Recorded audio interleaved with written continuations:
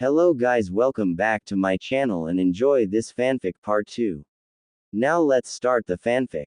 Bonds. Okay, I was off to a good start with this only a few days after posting the last chapter, but then some other things got in the way and the whole thing slowed down a bit. Had some reviews to write, had to actually finish some games to review, had to argue with my university, etc. etc. Anyway, it's here now and I hope you'll enjoy the new chapter. Thanks again to the lovely people who reviewed last time. Keep them coming, guys. More reviews mean a happier Waves, and a happy Waves is one that's motivated to write. Don't think that means that the feedback has to be positive, though. If you spot something you think I screwed up, let me know. I do not own Naruto. If I did, there would be some changes to the ending. Oh yes, some very interesting changes. Mwah. Fly. A fly flew into my mouth. Bonds. The day after his unfortunate first tutoring session with Hikari, Naruto waited until everyone had made their way out of the class before approaching Iruka. Iruka-sensei. Could I ask you something? Iruka looked up from his desk in surprise. Normally Naruto was the first out of the door when the bell rang. Immediately he felt himself growing paranoid and he started looking in places Naruto had previously placed traps. Okay, Naruto, why are you pranking me this time? The blonde smiled sheepishly and rubbed the back of his head. No, that's not it, I promise. Perhaps he had been a bit too aggressive in pranking Iruka if the man thought his only possible reason for staying behind was to prank him more. Hikari-ni-chan told me to ask you something. Hikari. Oh, of course, you had your first tutoring session yesterday. How'd it go? Iruka asked with a smile. And of course you can ask me something if your tutor found it difficult to explain. It went pretty well, but she made me do a lot of boring bookwork. Naruto made a face to show what he thought of that. He also decided to keep the, somewhat embarrassing, fact that the session had ended with him passing out to himself. Anyway, we talked about being a shinobi and, well, killing and stuff. She said she's done that a lot, so. And you're uncomfortable with the idea of killing? Iruka asked with an understanding smile. He got little more than a shrug in reply, but he'd seen enough students work their way up to this question. That's natural, Naruto. However, I won't sugarcoat it for you. You'll probably have to kill sooner or later after graduating. Either to save yourself or your friends, to complete a mission or to protect Konoha itself. He leaned back in his seat and toyed with a few of the papers stacked there. It's part of being a shinobi. I had trouble with it too. It's part of the reason I decided to become an instructor. I'm not cut out for field work. But you did start out doing field work, right? Naruto asked, idly scuffing his feet. Did you have to kill? Iruka nodded, a wry smile on his lips. Yup, a few times. He leaned forward and placed a hand on Naruto's shoulder. Look, it's not like killing rabbits like we had you all do at the start of the year. That's just to help you get used to the idea. The first time it happens, you'll probably be shaken up. However, you won't know if you're cut out for it until it happens. He squeezed the little blonde's shoulder. I always figured I was doing it to protect those dear to me and that helped. Perhaps you just need to think of it like that. Naruto looked at his teacher and nodded slowly. Right now he didn't really have that many people he'd consider dear to him. Sure, there was the Hokage and Ayame and her old man from Ichiraku's, but that was about it. The idea of one day having lots of important people to protect, though, was very appealing to the little blonde. I'll try. Thank you, Iruka-sensei. Don't mention it, Naruto. Iruka said with a grin. He stood up and stretched, before looking down at the little blonde again. What were you two talking about anyway that landed you on this topic? Hikari-ni-chan specializes in capture and assassination missions. Naruto answered. Iruka blinked at him in surprise for a moment, but slowly a look of dawning comprehension appeared on his face. Ooh, of course. Your tutor's from the Hoshiko clan, isn't she? The specialization in question wasn't exactly a popular one, so word got around of people who took it. Of course, that wasn't the only word going around about Hikari Hoshiko and her family, but Haruka had always written those off as nasty rumors. That kind of makes sense, then. He saw Naruto give him a questioning look and adopted his lecturing tone with a chuckle. If you want to be simple, you can identify two categories of shinobi. The first is shinobi who prefer traps and stealth in a fight. The second is shinobi who prefer to overwhelm their enemy and smash right through their guard to kill them.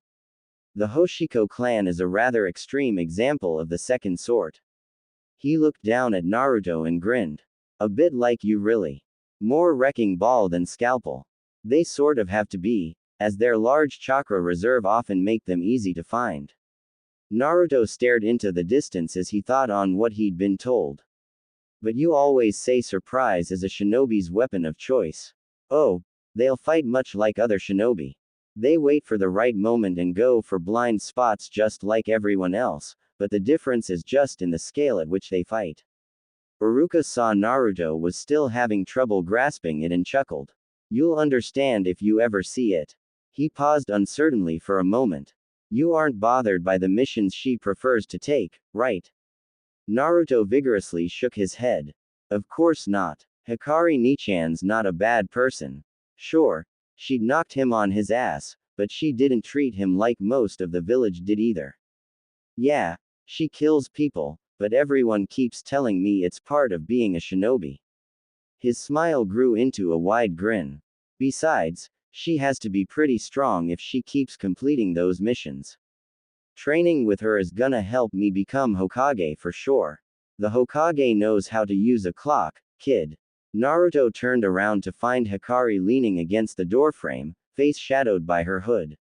Hello, Yumino-san. Just picking up the kid.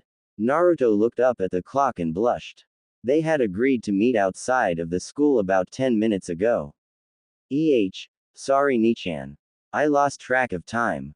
That's probably my fault. I tend to jump all over any chance to lecture. Haruka added as she walked over to the tall kunoichi.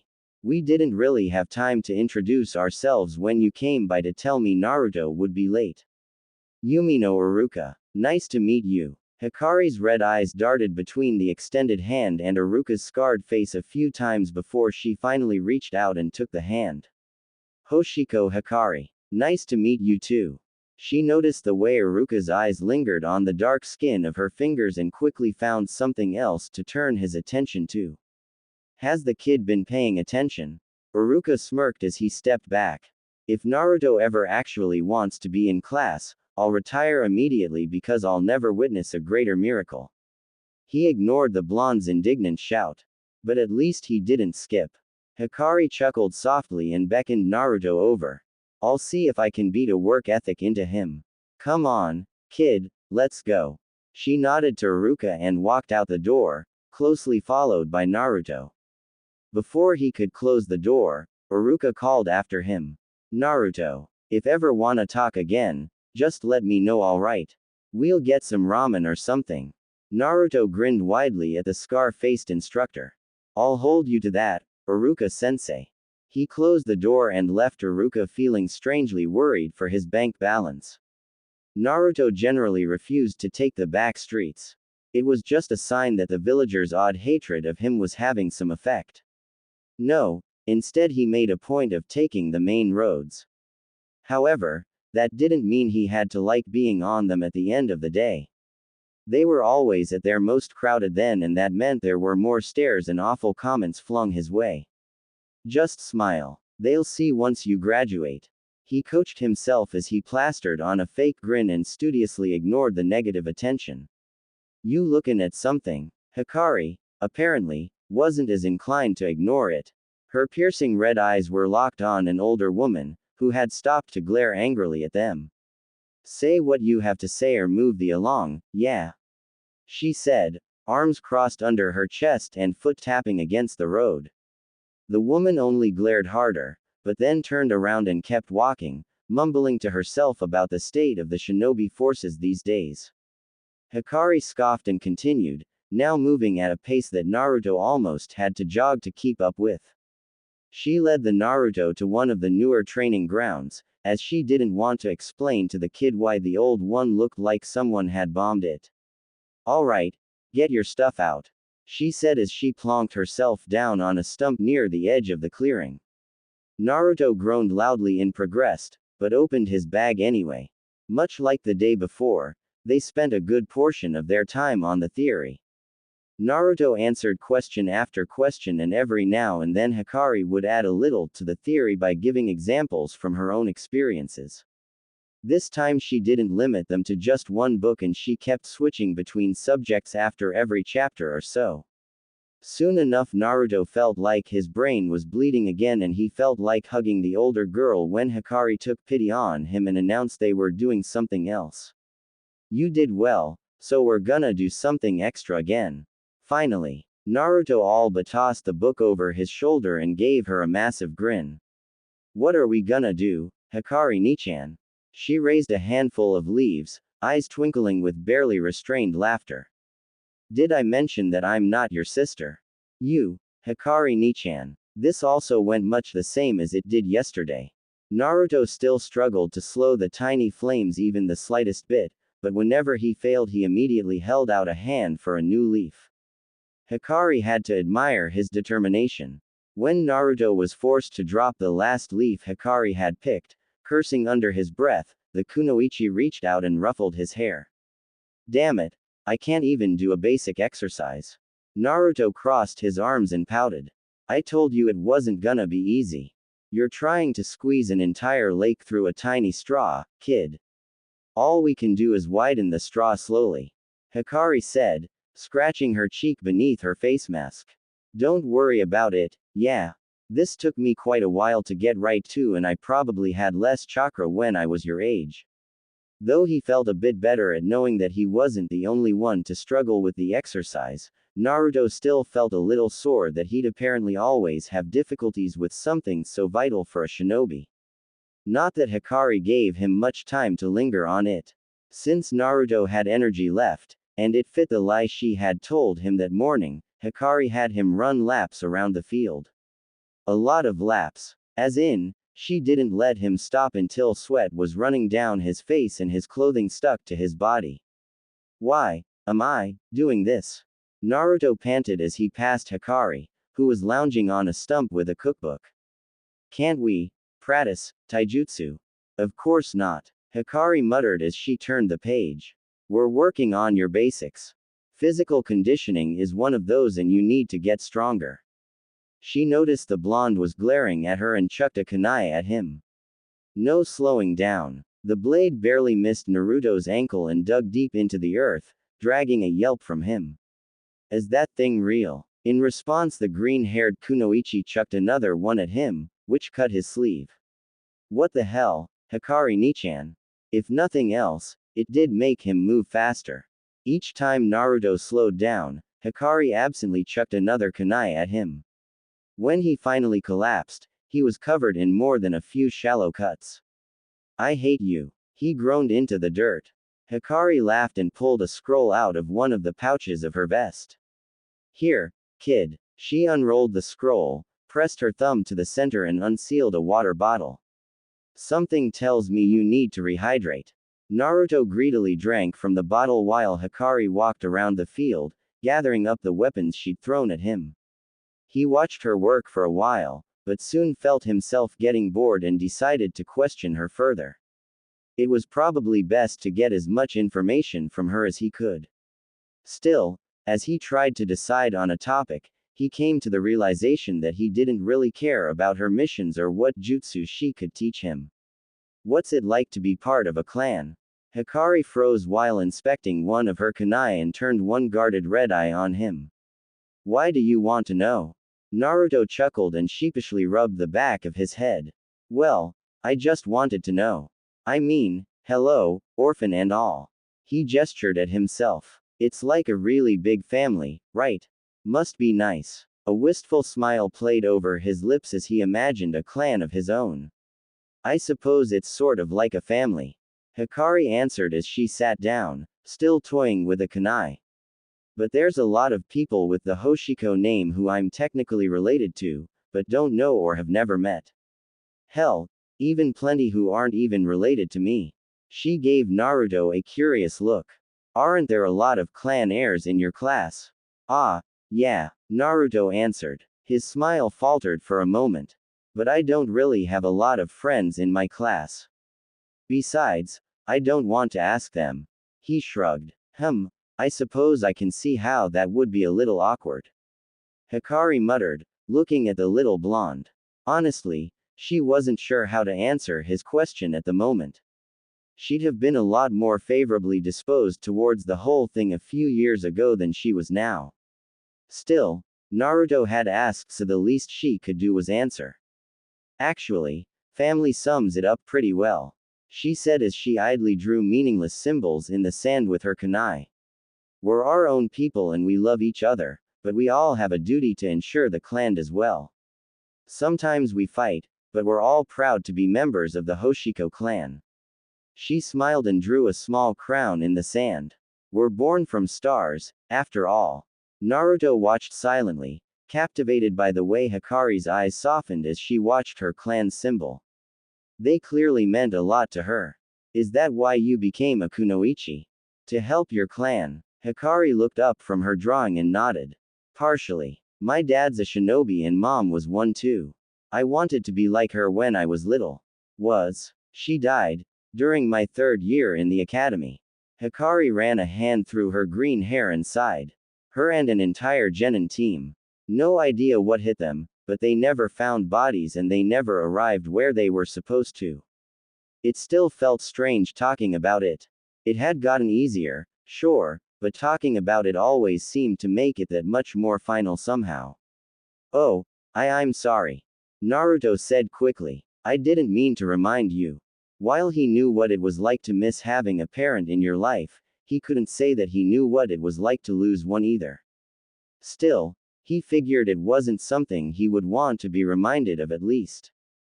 Hikari let out a humorless chuckle and shook her head.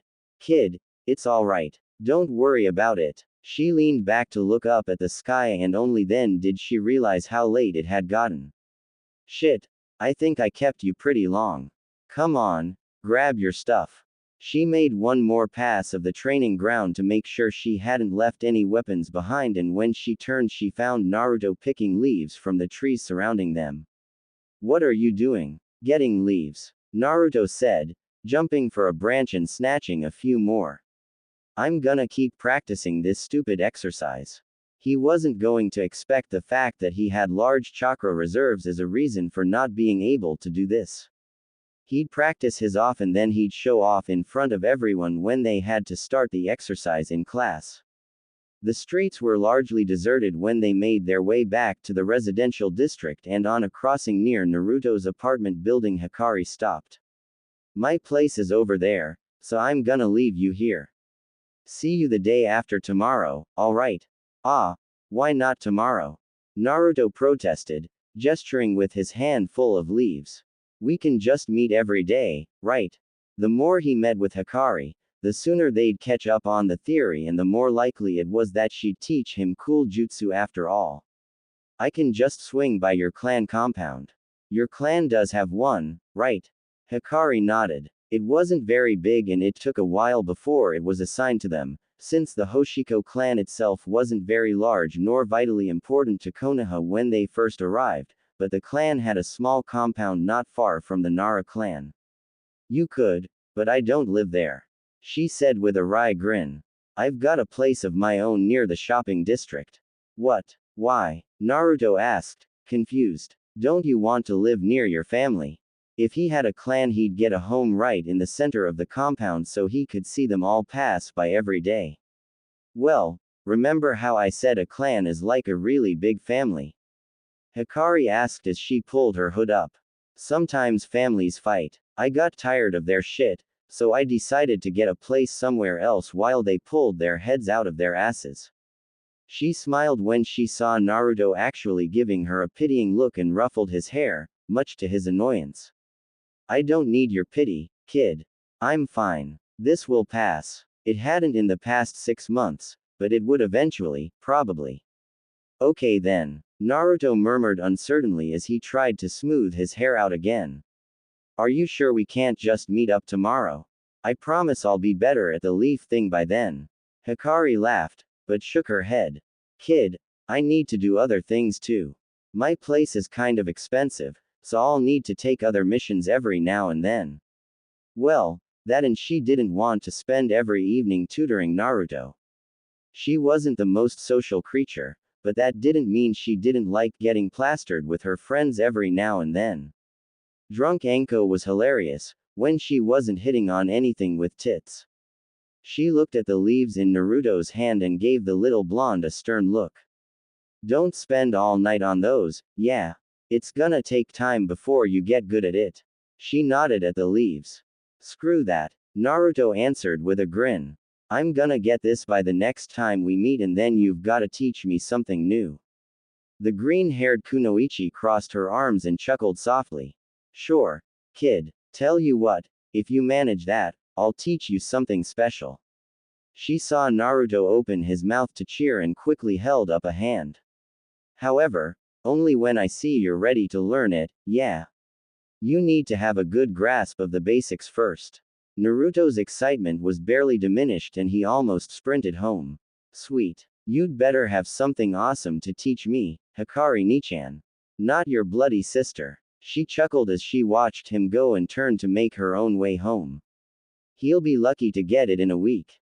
That estimate turned out to be grossly inaccurate as, 2 days later, she found herself looking on in amazement at the leaf in Naruto's hands.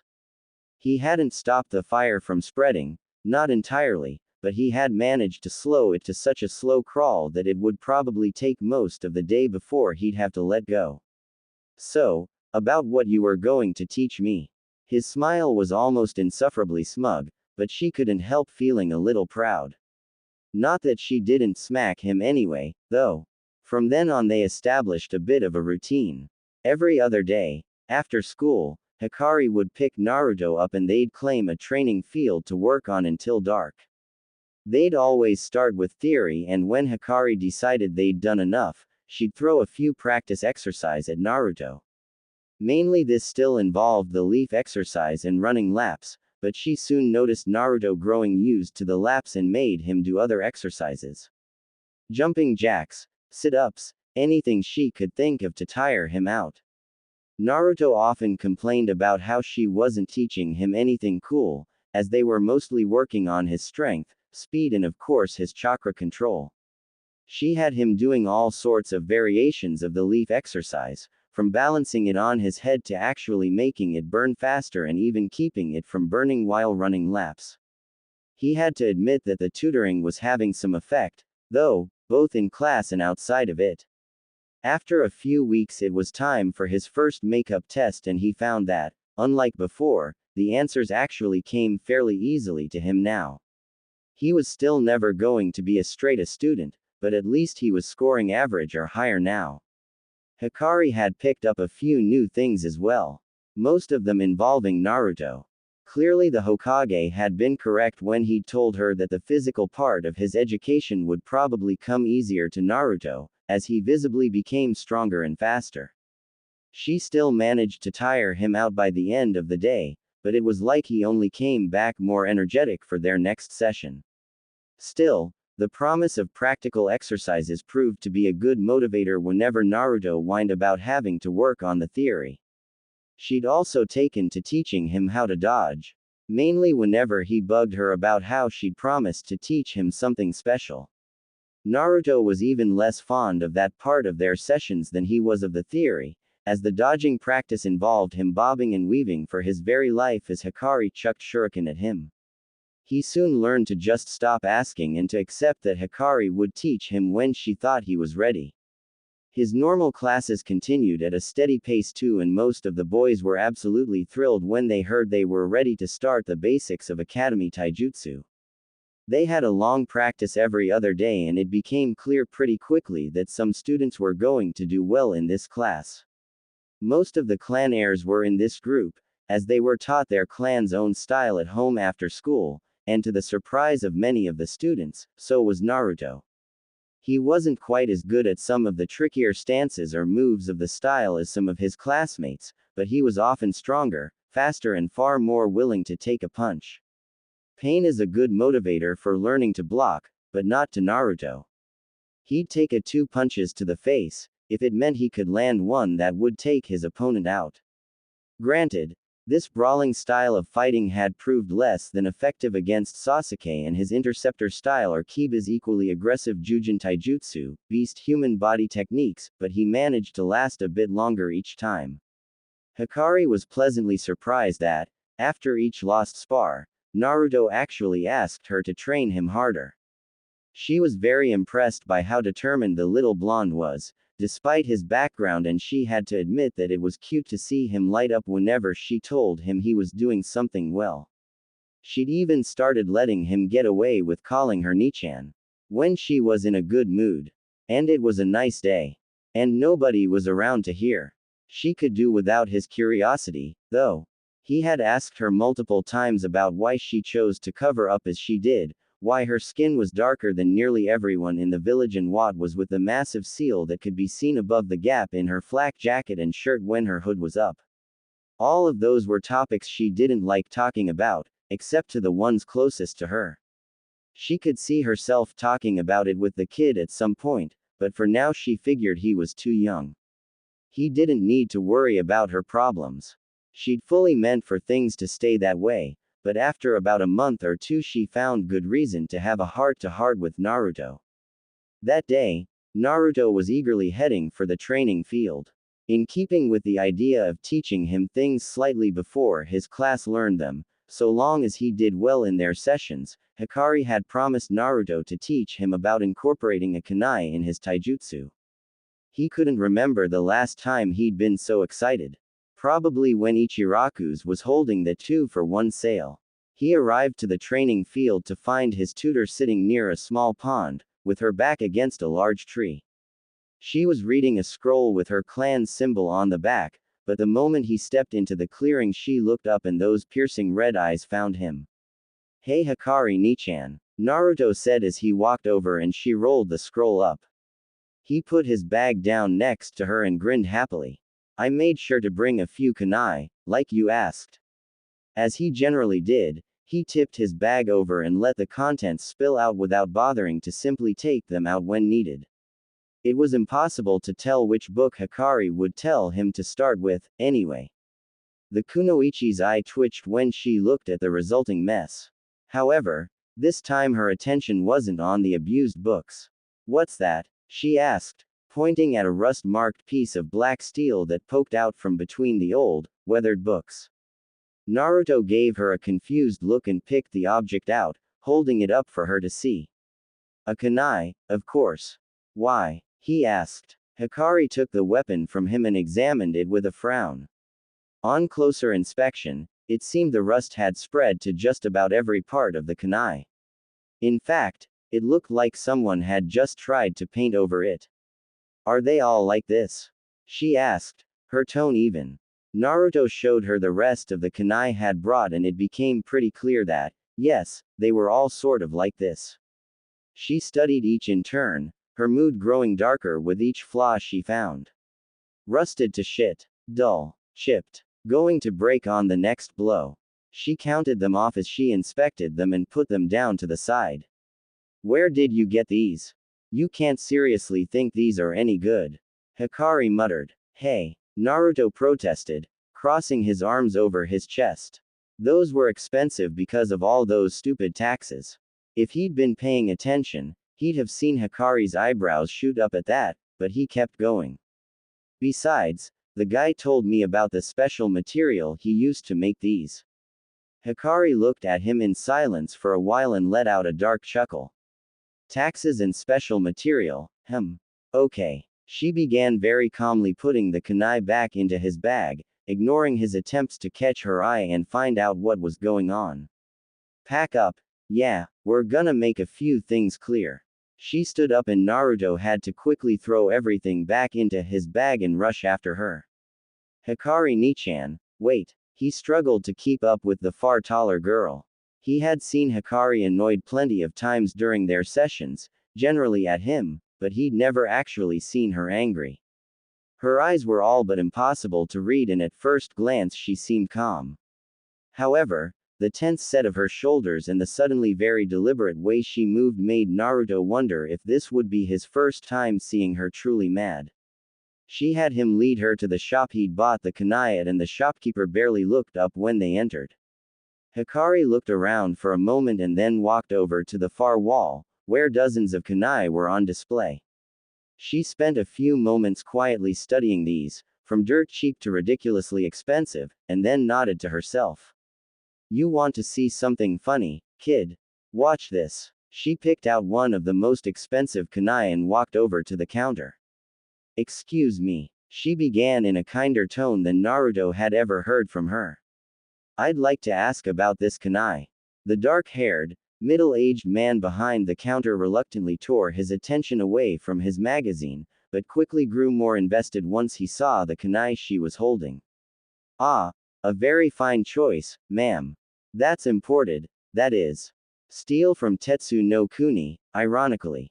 Great stuff. Very strong. Hikari nodded politely. I see. That sounds good, but they're a bit pricey to buy in bulk.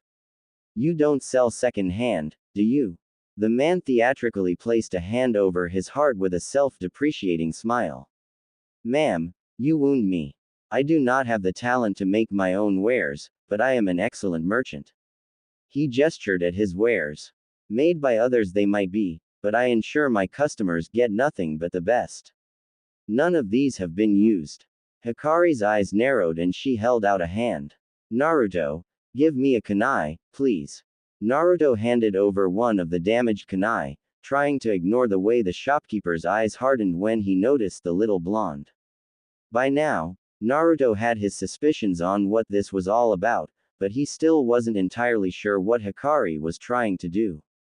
The green-haired kunoichi put the rusty kunai down on the counter, much to the shopkeeper's confusion, and then brought the imported kunai down on it as hard as she could. With a terrible noise the rusted weapon snapped in two and the imported one buried itself deep into the counter. What the hell are you doing? Yelled the store owner. He stared in horror at his ruined counter and glared at the kunoichi. You better believe you're paying for this, girl. Really. To call Hikari's voice ice would have been charitable. Naruto, that kunai I just broke, you bought that here, yeah? Naruto crossed his arms over his chest and glared at the store owner. Yeah, I bought it here. He said the only thing I could afford with all the different taxes was the special stock. He honestly couldn't say he was terribly surprised, but between this man and his instructors at the academy, he was getting kind of sick of people screwing him over. What? You lying little brat, I only sell the finest wares. Well then, Hikari grabbed the merchant by his collar and all but pulled him over the counter, putting them face to face. We should have a little talk, yeah. 10 minutes later they walked out of the store again, Hikari still sincerely pissed off and Naruto with a bag full of the most expensive kunai in the shop. As it turned out, there were a lot of weapon stores in Konoha, and whenever the smaller ones fell on hard times, they took to scrounging training fields for kunai and shuriken that got left behind. Even if they were no longer usable, they could sell them as scrap. Or, when the village's punching bag walked into your shop, you could just pawn them off to a gullible kid for an absurd price. Naruto was barely aware of Hikari's foul mood, though. He was far too busy inspecting his new kunai. I think these are the most expensive weapons I've ever owned. Hell, I think they're the most expensive things I've ever owned, period. He turned his attention to the tall kunoichi and grinned widely at her. These are so cool, Hikari Nichan. You didn't have to do that, though. You could have just told me that guy sold me crap and I'd have found a different store. I'm kinda used to it anyway. Hikari let out a long sigh and crouched down so she was at his eye level. Kid, you shouldn't be used to it. That's not right. She placed a hand on his head and gave him a soft smile. Now how about you tell me about the other stores that treated you badly, yeah? Naruto didn't consider himself a particularly vindictive person. Sure, if people pissed him off they could expect a pranking, but he never did anything too serious. Still, He found that seeing Hikari manhandle people was oddly cathartic. They went by every store that had ever denied him service or jacked up their prices, and Hikari would convince the owners that this was not a very good plan for future business. Apparently, the threat of bodily harm and creative use of profanity made for quite the argument. He learned at least 6 new insults that day, though he'd have to look up hemorrhoids in the dictionary later. By now they were both carrying bags full of stuff from the different stores they'd been to. It was still paid for, of course, but at a seriously reduced price. Hikari had called it compensation for poor service in the years prior. They had everything from food to more kunai and shuriken, but she had pulled him out of the clothing store the moment he'd wandered over to an awesome orange jumpsuit. Apparently he wasn't allowed to go clothes shopping without the assistance of someone who wasn't freaking colorblind.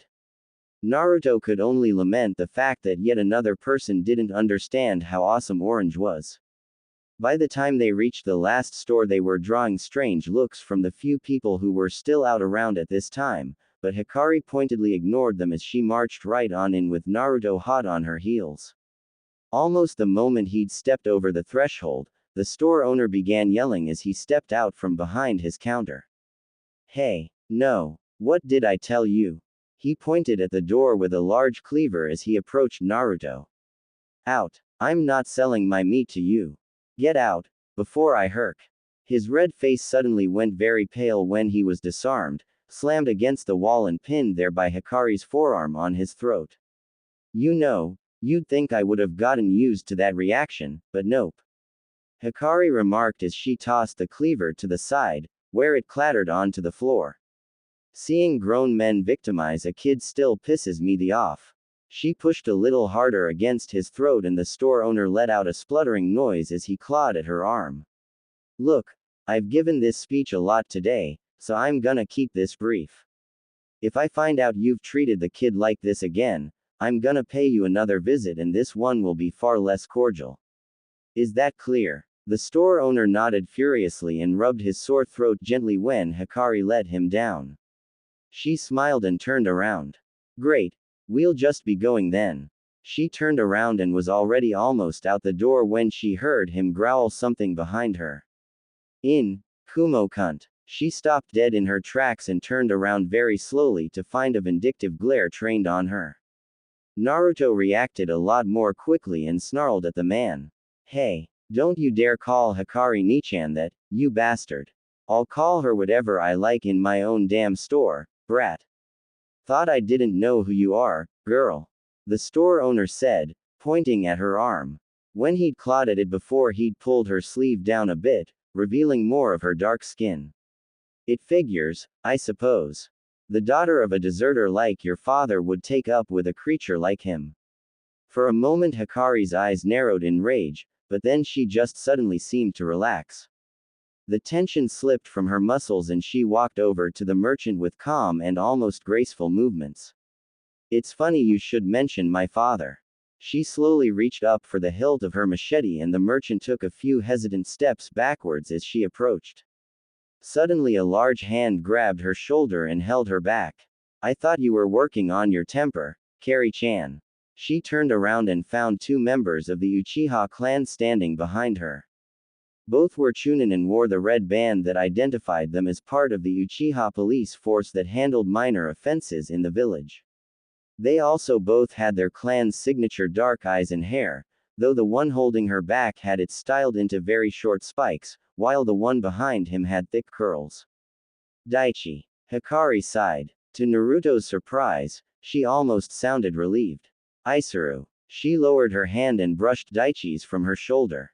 "I'm not gonna bother dignifying that remark. My temper's fine." She gave him a look that clearly said she'd kick his if he argued with that. Daichi chuckled under his breath. "Well, maybe it is." He was in his late teens, a little on the short side and had a slender build. A long scar ran from his left eye to his right and his easy smile seemed to come naturally to him. He glanced at the store owner behind Hikari and his large, expressive eyes narrowed slightly. "He's not dead yet, that's something. I dunno, I think it's still a work in progress," his partner, Isuru joined in. He was taller and burlier than Daichi, and his left eye was partially obscured by his messy curls. I keep telling you to keep her away from Anko. Maybe she'll stop roughing up merchants. You guys are both assholes, yeah. Excuse me, I'm very sorry to interrupt your little get-together here. The store owner said, irritably. He'd gotten some of his confidence back now that there were 2 police officers there. But can I assume you're here to get this bitch and the brat out of my store? Daichi's smile never wavered. Sort of, yes. He turned to Hikari with poorly concealed amusement. Hokage-sama says he appreciates your intentions and the dedication you've shown to them, but feels it would be in Konoha's best interests if you were to stop manhandling its merchants. He glanced at his partner and jerked his head at the merchant.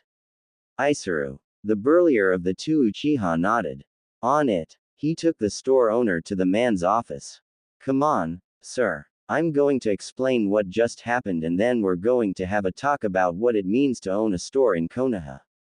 Once they were inside, Daichi chuckled and crouched down to put himself at Naruto's level. Hey there. I take it you're Naruto. He held out a hand and offered the confused blonde a wide grin.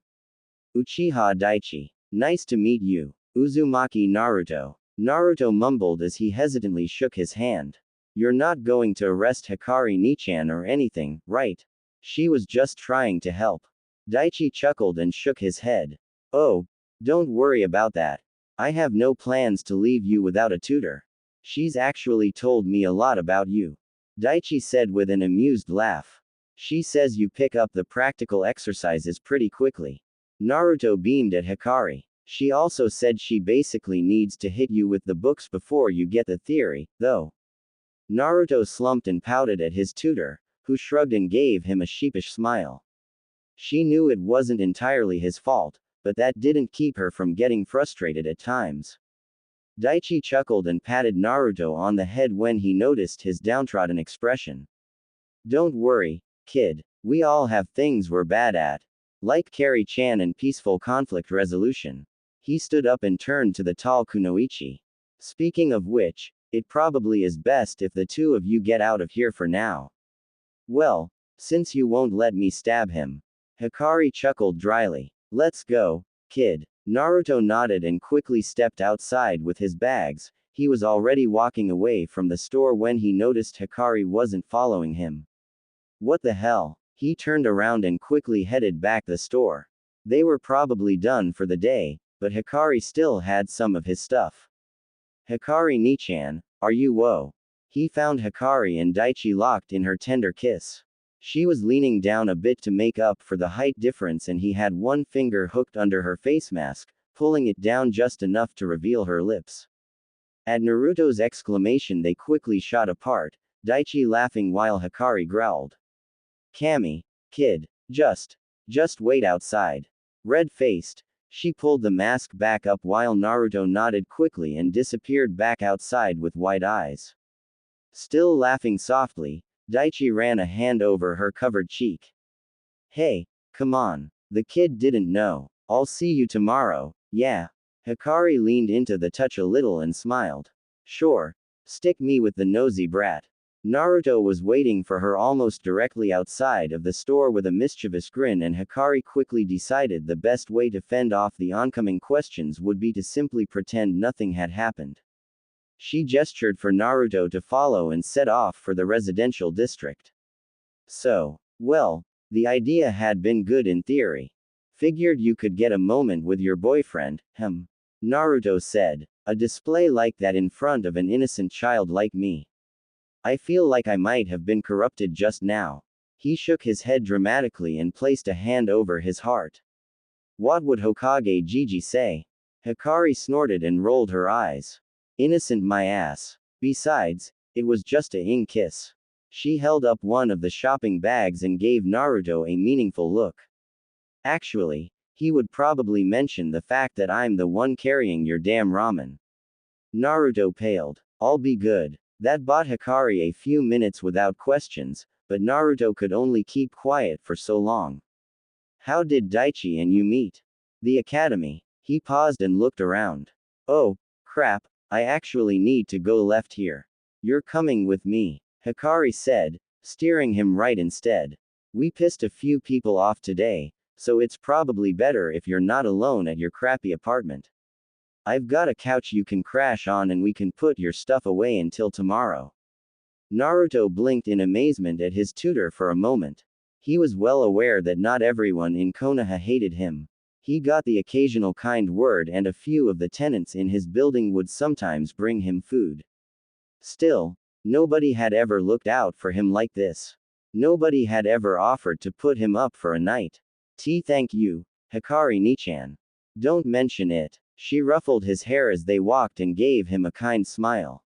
As for your question, Daichi's 3 years older than me, so we never really saw each other at the academy. She brushed something from her shoulder. My dad was under investigation for a really long time and Daichi's dad was in charge of that. We saw each other as kids every now and then because of that. Investigation? Naruto asked. He thought back to the last store owner for a moment, who had said something about Hikari's dad being a deserter, but if that was the case, why was he still here? Wouldn't that make him a missing nin? What did he do? Hikari was silent for a while and when she spoke again, she was careful to keep the emotion from her voice. My dad's from Kumogakure. Village hidden by clouds, she said. They had a plan for a mission that would hurt Konoha, but many civilians could be hurt and it might have started another war. Dad lost both his folks in the last one, so he decided to prevent the plan from working. He came to Konoha and told the Hokage of the plan. She sighed and ran a hand through her hair, fingers lingering in the red streaks among the green. Kumo aborted the moment they realized what had happened and Dad eventually joined the shinobi force here and married Mom. They kept him under observation for a really long time to make sure he wasn't a sleeper agent or spy or something. A hint of bitterness crept into her tone. They never found anything, but it never stopped people from calling him one. Realization slowly dawned on Naruto's face. Oh, I guess that explains your skin color. He saw her shoot him a look and he quickly raised his hands in a placating gesture. I didn't mean anything bad. I think it's pretty. It makes you unique. Hikari chuckled and held her hand down next to his cheek, the dark skin of her fingers that wasn't covered by her fingerless gloves a stark contrast to his paler skin. Yeah, it's not exactly common here. She looked at her hand for a minute and then looked down and gave him a grateful smile. Thank you, Naruto. Only people like Daichi or my family have said that before. Don't worry about it. Naruto grinned at her. He wanted to ask Hikari more about the circumstances of her father's defection, but despite her concealed face he could tell she wasn't very comfortable talking about it. He decided to find a different topic. Have you and Daichi been together long? No, not very. Coming up on a year, but he's been nothing but sweet and attentive. There was this one time I came back from a mission and I was really ill. Naruto smiled as he watched the way Hikari seemed to relax while talking about her boyfriend. She always seemed like a fairly tense person to him, so it was nice to see a different side of her. While he was a little young to really appreciate a relationship, having someone to talk about like Hikari spoke of Daichi didn't seem like such a bad thing. So no wedding, yet. Hikari let out a bark of laughter, her face coloring slightly. No. We're way too young for that, yeah. She walked up to a far larger and nicer apartment complex than Naruto's and unlocked the front door.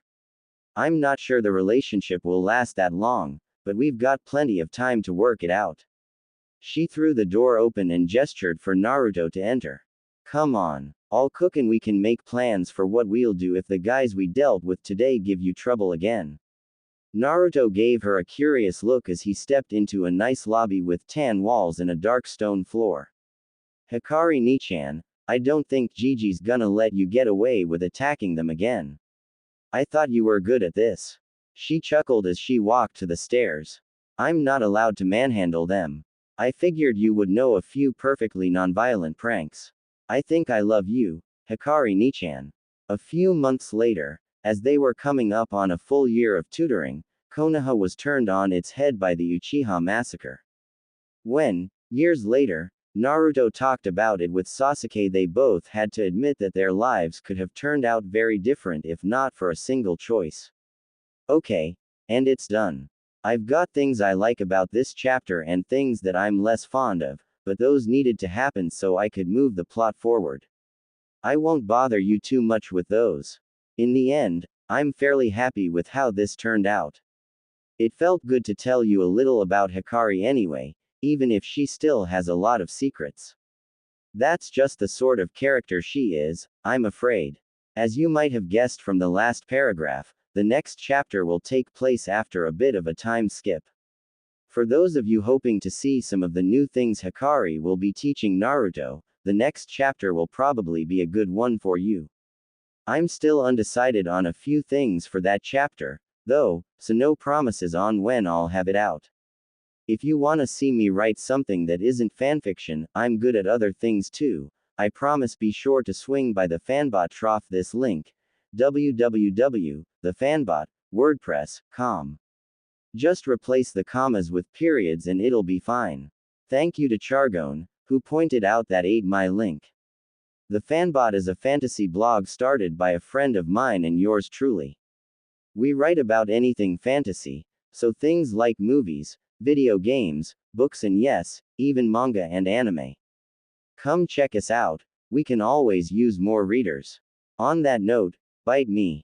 I have beaten your stupid system. See, it not only eats hyperlinks, it also eats anything remotely phrased like one, so it took me a few tries to find something it wouldn't devour. Frankly, I think it's idiotic that we can't put in any other links. Yeah, you don't want people to start linking to competitors, but I'm not competing. I'm just linking to a different kind of content I make. Well, this took far longer than it should have. For those of you who were eagerly waiting, I am so sorry. A combination of things delayed this chapter, including the everlasting argument with my school, the search for a job that combines well with my studies, and a few personal problems that left me exhausted and without the motivation to write. Okay, video games were kind of involved too, but it was mostly the other stuff, I swear. XD. I made a promise with myself early on I'd try to keep responding to people who were kind enough to review, but as it was a while ago I did kind of have to look those again. I'm happy to see people are intrigued by Hikari, though she's gotten mixed reactions. I get some people just aren't interested in original characters, but I fear she'll be around for a while.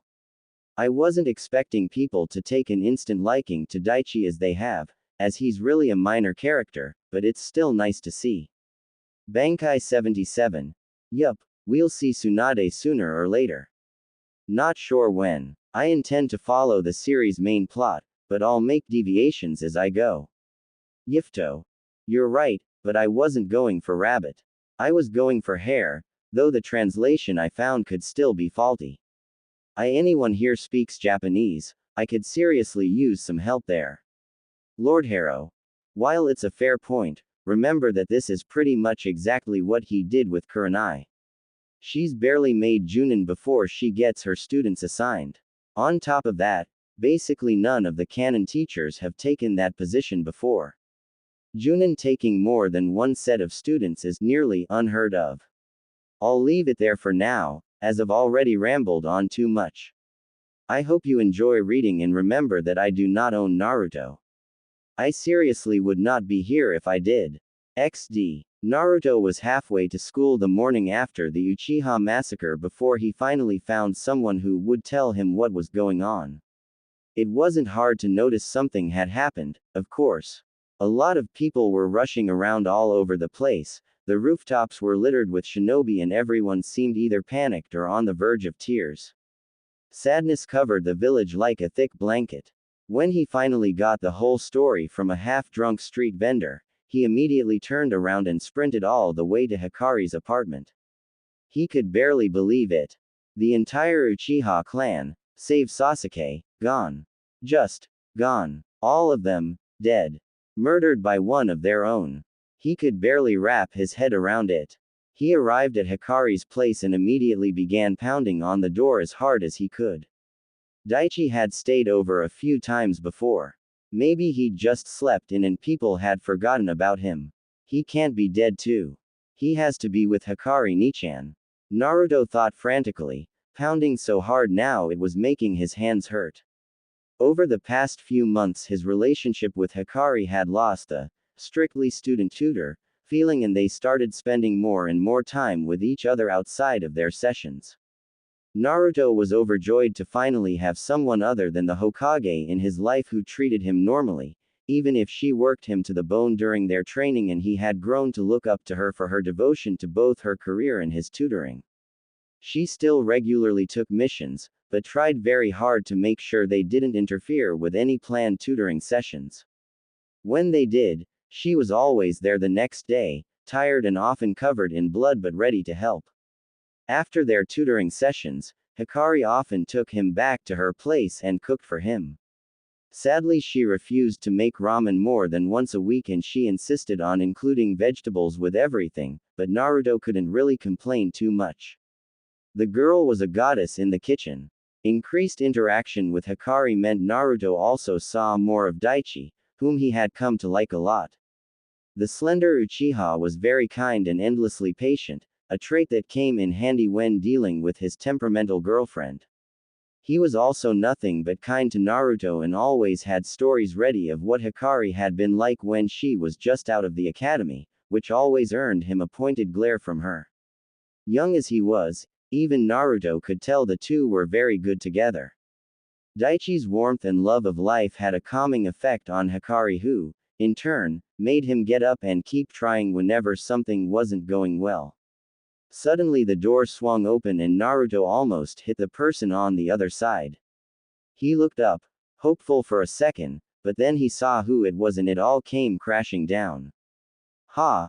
I told her you were gonna stop by, Gaki." Anko muttered through bleeding, swollen lips. The purple-haired Kunoichi was dressed in her usual combination of fishnet under a tan trench coat and she looked more than a little disheveled. Her hair was down, the remains of a hairclip hanging from a few strands, and a number of nasty bruises were quickly forming on the left side of her face. Naruto barely registered all of that, though. All he noticed were her eyes. Sad, tired, worried, nothing like the playful, mischievous glow they normally held that had prompted him to label her crazy snake lady the first time they'd met. Well, that and the poisonous snake she'd thrown at him as a greeting. Hikari had instantly regretted that she'd ever introduced them, claiming that they were far too much alike and that her quota for loudmouth idiots was used up. Needless to say, they had both been more than a little insulted at that. Daichi had simply watched from the kitchen, trying very hard not to laugh as they loudly proclaimed that they weren't loud or idiots. "Come on," Anko muttered, beckoning him inside while she straightened her torn coat. Hikari's apartment was nice, though often messy, but that was nothing compared to the state it was in now. Most of the furniture had been knocked over or smashed, the wall was cracked and broken and glass from the TV littered the floor along with a number of bottles. Hikari was leaning against the wall near the smashed TV, nursing a black eye and what seemed like a bleeding nose, because her face mask was stained red. She noticed Anko first and slipped into a defensive pose, but faltered when she saw Naruto. "Kid, what the? Why aren't you at school?" Her surprise quickly turned to anger, which she turned to Anko. "Why the did you let him in?" The older Kunoichi rolled her eyes and slid into a defensive stance of her own. "Because I'm done being your punching bag, Kari-chan." Her eyes shot from Hikari to Naruto and back, but her expression was unreadable. And the Gaki knew him too. "So," Naruto began. It came out like a high-pitched croak and he cleared his throat before trying again. "So he's gone. Daichi." Nobody answered him and Naruto felt ice settle in his chest. "Say something." "Yeah, Gaki," Anko said at long last. "Daichi is dead." The words had barely left her lips before Hikari howled in anger and rushed at Anko. She cleared the room in a burst of speed nearly too fast for Naruto to follow and lashed out, but the more experienced Kunoichi saw the blow coming and bent over backwards to avoid it. Anko pulled hard on the overextended arm, making Hikari stumble, and kicked her hard in the back while she tried to regain her balance. Naruto had to quickly jump out of the way to avoid being bowled over by the dark-skinned girl and decided to put some distance between himself and the fighting kunoichi. He hadn't seen Hikari this affected by anything before, but he knew her well enough that she wasn't great with sadness. She didn't know what to do with it, and that frustrated her and turned it all into anger. And she was very, very angry right now. Hikari turned around and launched herself blindly at Anko again, but the perplet met her halfway and slammed her into the wall, pinning her there. "Are ya done?" Anko growled, struggling to keep Hikari in place. The taller girl only cursed and bit her on the arm, hard, until Anko let go of one of her wrists with a pained grunt. Hikari immediately punched her in the stomach twice, but Anko had clearly been serious when she said she was done being a punching bag, because she reared back and slammed their heads together hard. Dazed and in pain, Hikari barely resisted when Anko grabbed her wrists again. When she noticed she was pinned, Hikari weakly began to struggle, but Anko slammed her against the wall again. "Enough already. I figured this would be cathartic for the first 15 minutes, but it's been 30 now." Hikari refused to face her, so Anko grabbed her by the chin and pulled her head around. "Do you really want to go to his funeral looking like you just got out of a war zone? Like I have a right to go?" Hikari fired back, eyes bright with anger and pain. 2 weeks, Anko. 2 weeks I've been walking around with my head up my ass, being awful and blaming him for something that wasn't even his fault. She yelled, struggling harder than ever against her friend's hold. "What the hell are you talking about?" Anko growled, arms straining. She shot Naruto a questioning look, but he could only shake his head. He was as confused as she was. Sure, he'd noticed Daichi had been by less in the past 2 weeks, but he'd just figured the Uchiha was busy with work or something. "Got a lovely little visit from one of my clan elders 2 weeks ago." The green-haired kunoichi hissed, bitterness dripping from every word. "Oh, the clan was so very pleased to see that I was pursuing a normal relationship now."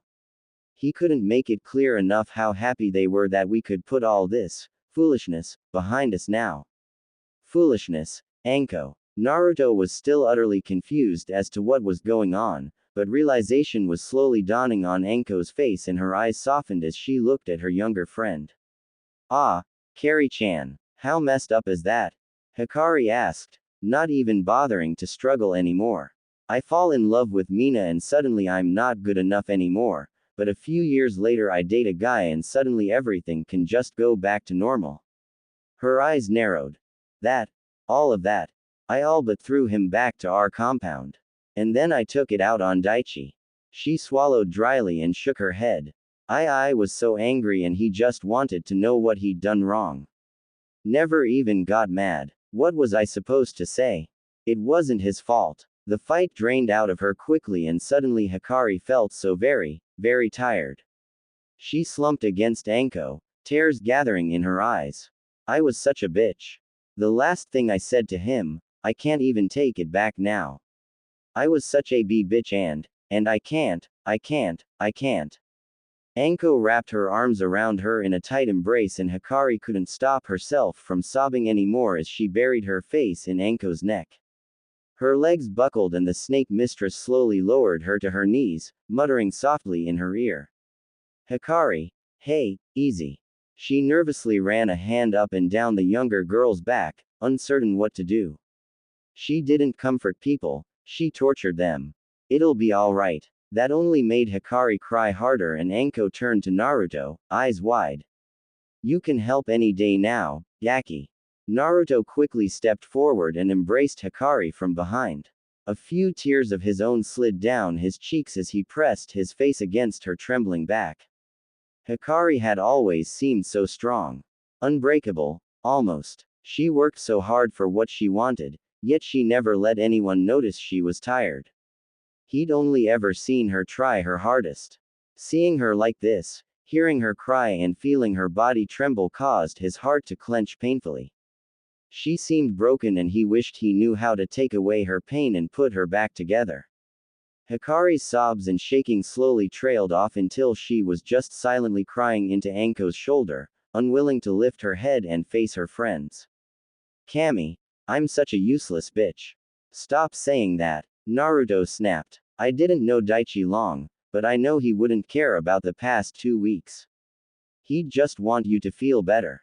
He squeezed her tighter. You're not a bitch, Nichan. I dunno, she can be a right bitch when she wants to be. Anko said in a light tone, ignoring Naruto's pointed look as Hikari seemed to shrink in on herself. But Daichi knew that and he didn't give a. She let out a bark of laughter and shook her head. He was so sickeningly in love with you. Hikari was silent for a long time, before shaking her head. That doesn't mean I shouldn't have apologized. I can't, now. I can't tell him how sorry I am that I didn't spend every waking moment of the last 2 weeks with him. Not in person, Anko said, but there's still the funeral. I can't go to that. Hikari shook her head again, sounding a little panicked. I don't want to be there all by myself while they bury him. What the? Nichan. Both Kunoichi jumped at Naruto's exclamation and Hikari finally lifted her head when Naruto let go of her and stepped around the two so they were face to face. You seriously think we're gonna let you go to that alone? Even if we didn't want to say goodbye to, we wouldn't make you deal with that by yourself. He gestured at a smirking Anko. Even the crazy snake lady is trying to comfort you, I think. She might just be sneaking a snake in your clothes. Anko was still smirking, but it had a harder edge now and her eye twitched violently. Ah Gaki, that was really sweet. She purred. Also, you're a. I feel like I should hug you, or stab you. I'm gonna stug you. Hikari gently pulled away from Anko and looked from her to Naruto and back. You guys. Anko's eyes softened and, in a rare display of tenderness, she mussed up Hikari's dark green hair. I will forever deny having said this, but the kid's right. We'll be with you, okay, Carrie-chan. Red eyes filled with tears again, but this time a small, uncertain smile tugged at her lips.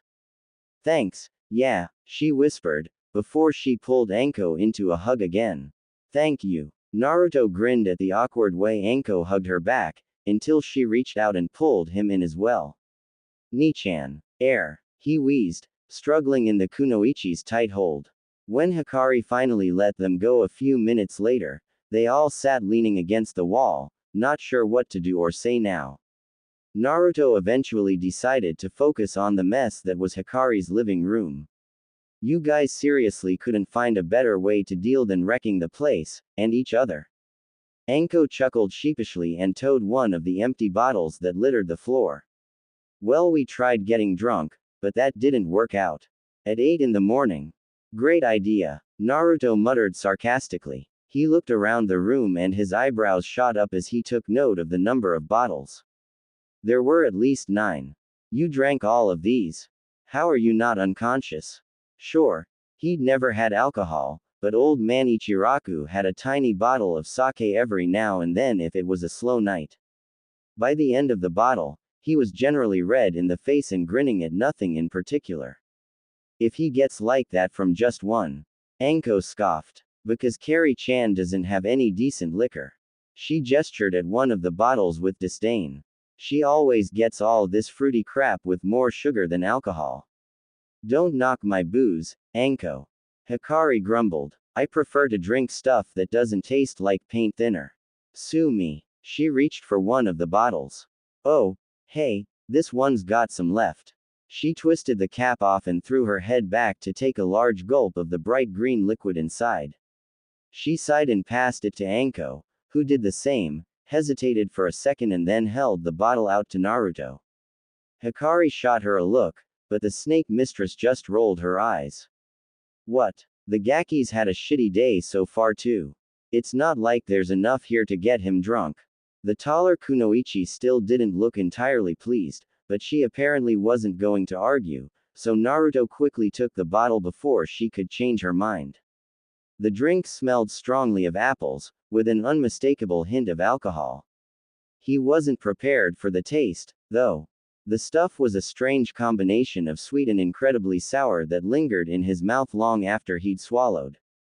Unused to the burn of alcohol in his throat, Naruto coughed as he passed the bottle on to Hikari. That's, kinda sour. No shit, kid. Hikari chuckled humorlessly as she tipped the bottle back again. They spent a good part of the day like that, just sat against the wall passing the bottle around. At some point Anko laughed and wondered about Daichi's reaction if he saw them sitting in the mess they'd made.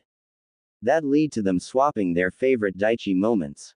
Of course Naruto had far fewer than the two kunoichi, but he found himself enjoying the tales anyway. Like his first date with Hikari, during which he'd been so nervous he'd rambled on about clan politics for half an hour without taking a breath. Or the time he'd accidentally insulted Hikari's mustard sauce and she distracted him with a kiss, before pouring the contents of the saucepan onto his crotch. When the bottle ran dry, they set to fixing up the apartment as best they could. There was little they could do about the TV or the cracks in the wall, but Naruto surprised Anko and Hikari with how good he was at fixing the broken furniture. With minimal tools he managed to fix most things in such a way that the damage was barely visible, and the fixed furniture was still pretty sturdy too. Of course he'd gotten more than enough practice while fixing his own things. Every now and then someone broke into his apartment and smashed a few things and Naruto would have to fix them, or he'd have no chairs or a table to eat his breakfast at. Necessity had caused him to improve quickly and he'd actually started to find some enjoyment in it. These days he even made a point of looking for old tables, chairs and other old furniture that people had tossed out. They were often too big and heavy to drag back to his place, so instead he took whatever part her needed to replace what was broken. His table even had 4 matching legs now. As they worked, Naruto thought back to something Hikari had said earlier and he turned to her while he swept up some glass. "Ni-chan, what were you saying about that guy from your clan earlier?" Immediately the set of her shoulders became tense and she exchanged a quick glance with Anko as they tried to fix the coffee table. "Right, you were here for that," Hikari muttered. She was silent for a bit, ignoring Anko's attempts to catch her eye as she hammered away at a nail. "I told you I was in a fight with my clan, yeah. It was about that." Naruto's face scrunched up in confusion. "What's that have to do with Daichi, though?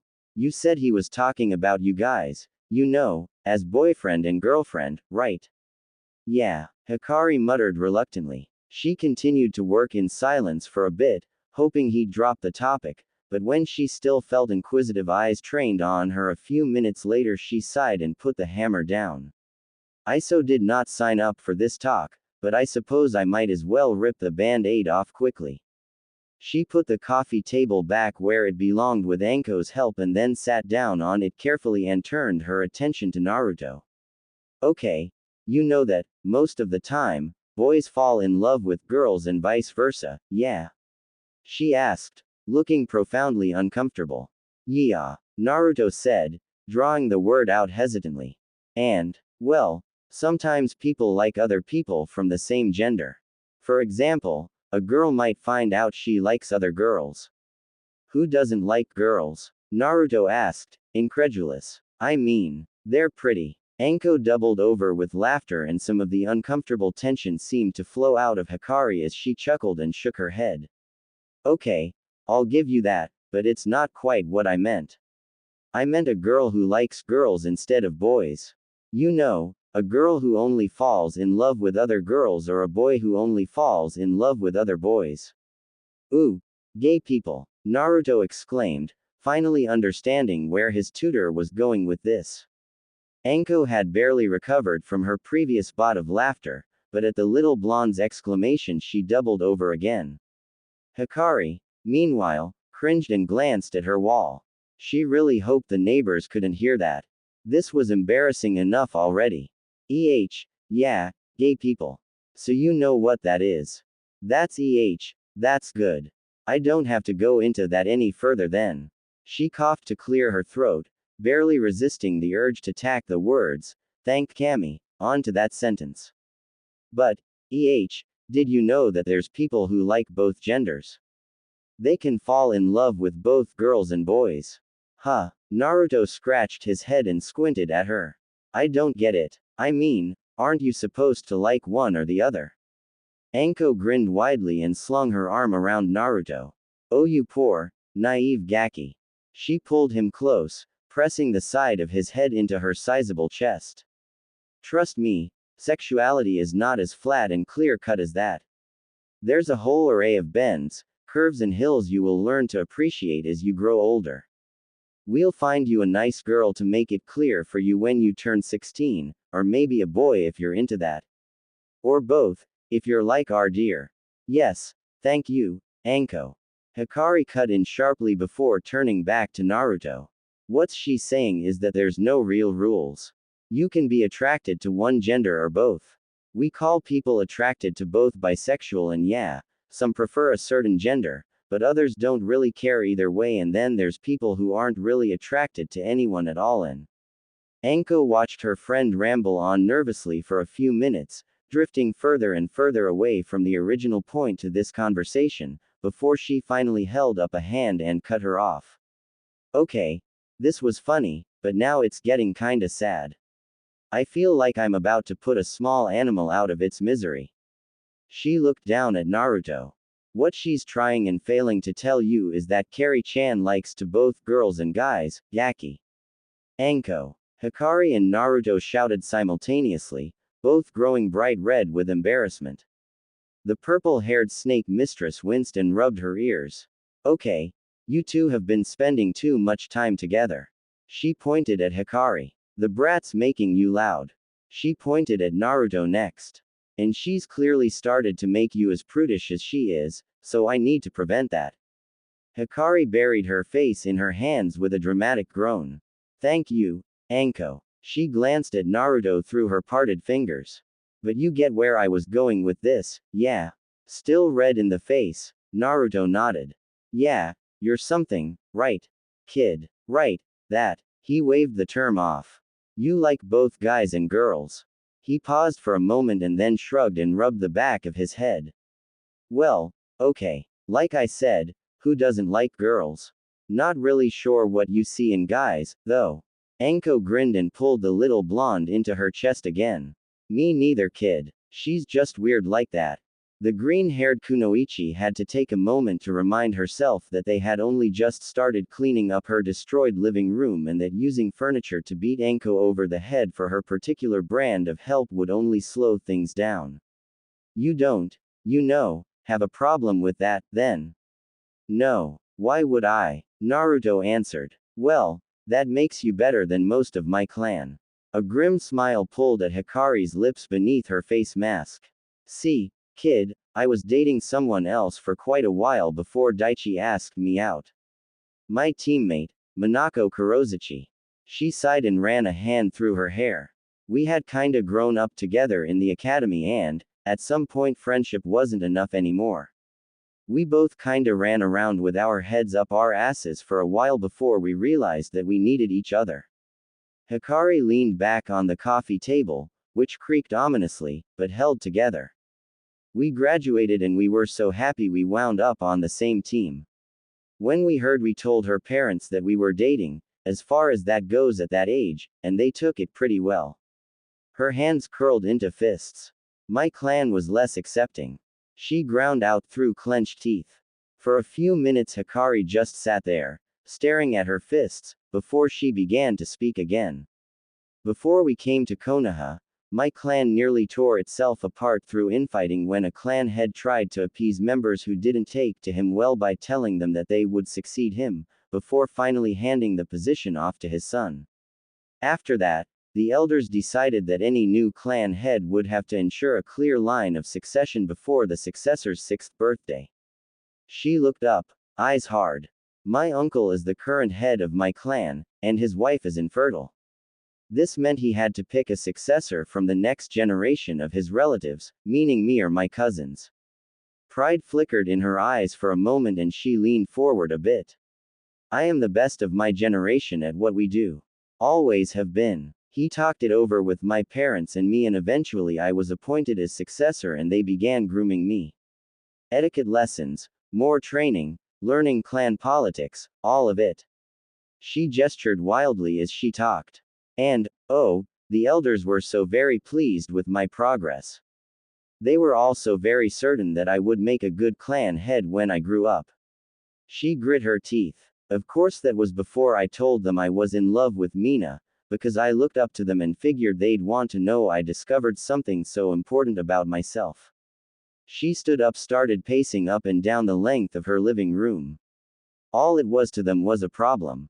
They only cared that there'd be no clear successor, again, and blah blah blah instability of the clan, blah blah blah good genes being lost, blah blah blah passing down our keke genke.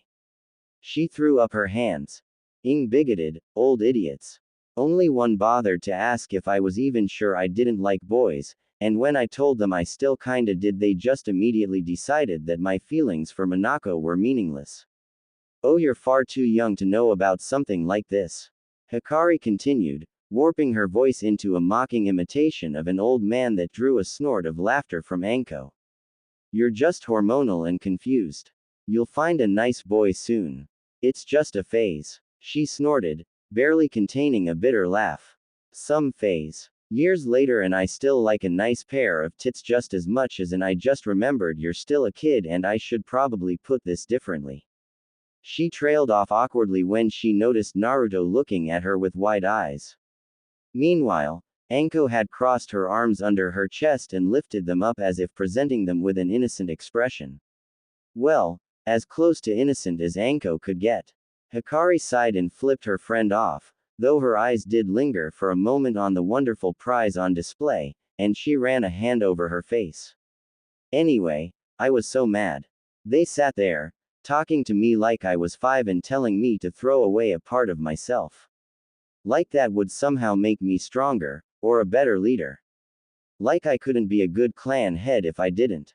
Her embarrassment at nearly slipping into a rant about her undiminished love of both the male and female form had drained her of some of her anger and her shoulders slumped.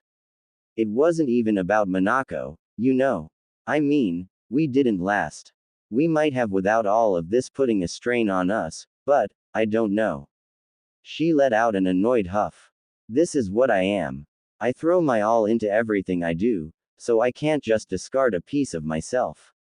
How can I ever accomplish anything if I'm not whole? She shook her head. Suddenly nothing I did was good enough. Yeah. I was still way better than any of my cousins, but they didn't care. Pretty soon they started talking about finding a candidate who could ensure a clear line of succession through blood, and I just quit. I'd had enough. She looked up and shrugged. Their loss, as far as I was concerned. Hokage-sama convinced me to at least not give up all connections to my clan, but I moved out of the compound and I haven't spoken to the elders or my uncle since. She glanced at a bookcase in the corner, where a few picture albums had fallen over during her tussle with Anko. Uncle's pretty mad at the elders and Dad was downright pissed, but Uncle needs the elders to keep the clan together and Dad's not part of the clan by blood, so his opinion means all to them. See, these are the moments I'm glad to be an orphan. Anko muttered. Or not part of a clan, anyway. At least I've never had to deal with crap like this. Naruto still hadn't said a word. He was just trying to digest everything he'd just been told. It was a lot, after all. To be put on a pedestal by people you looked up to, only for them to kick you off said pedestal the moment they saw something they disliked. How did you deal with something like that? Well, anger, apparently. In Hikari's case anyway. It certainly explained a few things about her personality, and from a clan too. That had always seemed like such an amazing thing to him. Having such a large family and never having to be completely alone. It must have been so hard for her. Stepping away from all of that. He thought, looking at his tutor. When he thought about who was still important in Hikari's life now, the only people he could think of were Daichi and Anko. To go from so many people to so few and then to lose Daichi, that had to hurt. How did you decide whether being alone or ignoring a part of yourself was better? What about being clan head? Naruto asked eventually, looking up at his tutor. That was your dream, right? You just gave up on that. Hikari chuckled wryly and shrugged. It kinda was. Still is. It's just that I don't need that to become great. She turned to look out the window at Konoha and a determined look settled on her face. I am going to be the greatest kunoichi in the world, no matter what. If I can't lead my clan conventionally, I'll lead by example by writing my name in the goddamn stars. She looked down in surprise when something latched onto her and found Naruto hugging her legs. Kid, I didn't tell you this because I wanted your pity. I don't pity you, Naruto protested. He blushed and looked down at the floor. I get it, and I'm gonna write my name there too, right next to yours, once I become the greatest Hokage ever. The little blonde grinned happily at her. One day you'll be proud to tell people you used to tutor me. That's a promise. Hikari's breath caught in her throat and she searched for words that just wouldn't come as she looked down at Naruto. Eventually she settled for ruffling his golden blonde hair silently, and the two stayed like that until Anko finally spoke up again. Okay. This has all been disgustingly sappy, she said with a wide smirk. So I'm just gonna go back to cleaning up. She picked up a broom and faked a hurt look. I'm very distraught that nobody voiced their belief in my future, by the way. Anko, we all know you'll go on to scare the shit out of the world at large. Ah, you say the sweetest things, Carrie-chan. They all got back to work, but cleaning up quickly wasn't enough of a distraction for Hikari anymore, and she found more fruity booze in the back of one of her kitchen cupboards. While Naruto wasn't really a fan of the flavor, as everything Hikari owned was either too sweet or just left a funny aftertaste in his mouth, he very much liked the warm feeling the alcohol left. It didn't burn quite as badly after his first drink, and the lingering warmth was nothing if not pleasant. By the end of the day both Anko and Hikari were slightly flushed from the alcohol, and yet Naruto didn't even feel slightly buzzed. Anko seemed to find this personally offensive and vowed to get him plastered, before promptly raiding Hikari's cupboards for sake until the younger kunoichi drew the line and stated they weren't giving a minor freaking sake. It wasn't much of a mystery to Hikari why Naruto appeared incapable of getting drunk anyway. She'd seen the way the kid healed during their tutoring sessions, and that definitely wasn't human. She hadn't inflicted any serious injuries, of course, but nobody was littered with bruises and cuts one evening and then turned up totally fine the next day. She'd bet her sword on his demonic tenant having something to do with that. All the same, she made it very clear when she walked him home that evening that today had been an exception and that she would inflict serious bodily harm onto him if he drank again before he graduated from the academy. Sure, that still wasn't the legal drinking age for civilians, but nobody really cared about that when it came to shinobi. Old enough to kill, old enough to drink, was the unofficial motto for most bartenders in Konoha. A few days later they buried Daichi. Naruto had never actually been to a funeral before, and his first experience wasn't exactly standard. Few people attended the funeral, as a good part of Daichi's social network had been members of his clan. People laughed, people cried, and a few of them spoke of what they would remember about Daichi. Hikari was among the few to speak. While she had changed out of her usual outfit, her formal clothes were no more revealing. She still wore a face mask, though one that fit better with the color of her black blouse. Without her hood casting shadows over her face, it was easier to spot the sliver of dusky skin between her nose and forehead, but she had compromised by wearing a plain black headband without the silver flames and pulling it as low as she could.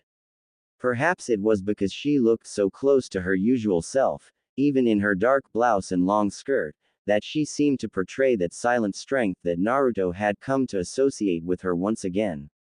She didn't cry as she spoke of her relationship with Daichi.